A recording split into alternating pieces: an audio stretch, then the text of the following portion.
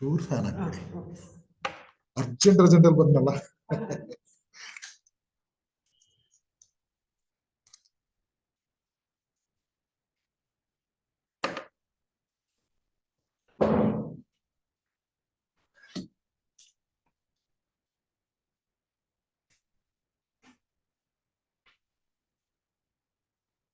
Okay, welcome back.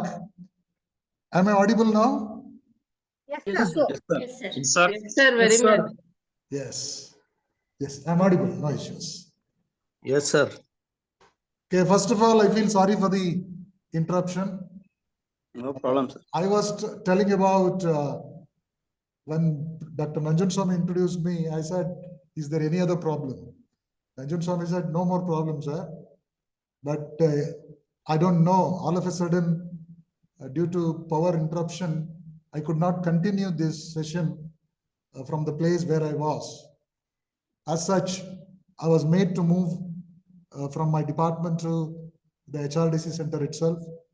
Right now, I am in the center and I'm talking to you through this, in continuation of what I started to say about emotions with regard to the beginning I made. After wishing you all happy new year, I said, wishing happiness makes each one of us to be happy and to share our positive thoughts with others. Incidentally, the topic given to me today is on emotional intelligence. And most of you might have listened to these topics several times, but I'm sure it appears to be different to each one of us every time we listen to this. Because emotions are like that. Emotions are the feelings that makes an individual to be different from other. Though man is said to be a thinking animal, an emotional animal, it is our emotions that makes all of us to be different.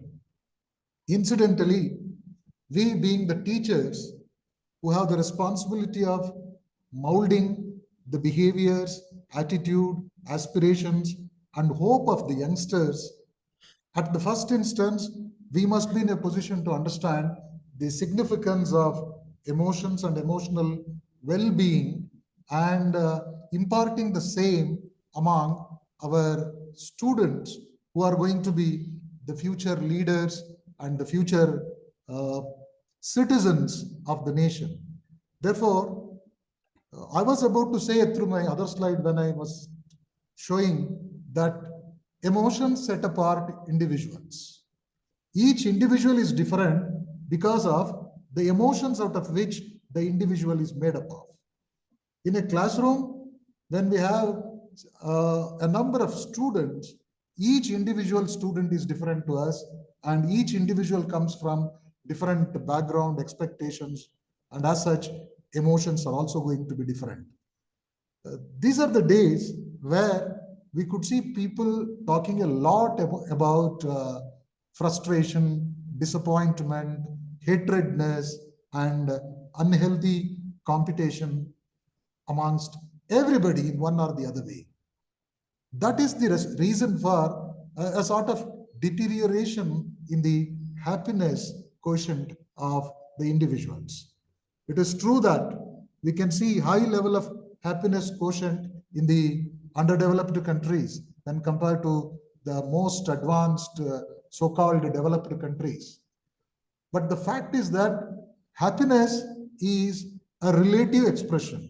Happiness is a subjective matter. What makes happy did not have to make the other person happy. But ultimately, our intention is to create a world with happiness where people are encouraging each other, helpful to each other, cooperating with each other, and everyone lives with a sense of achievement and a feeling of belongingness. In that direction, I think the topic given to me for the day to speak on emotional intelligence is relevant. I will be making an attempt to precisely present before you what I have in my mind along with the slides. Again, take the liberty to ask questions whenever you feel like asking. What is this emotional intelligence is all about? I've already mentioned it is not absolutely new to all of you. Some of you might have listened to lectures and might have taught on your own to other people. But as far as my concern, the task is concerned for the day, emotional intelligence is the capacity for recognizing our own feelings and that of others. At the first instance, it is concerned with recognizing, identifying our own feelings. How do we feel? And that of others, feelings of others towards anything.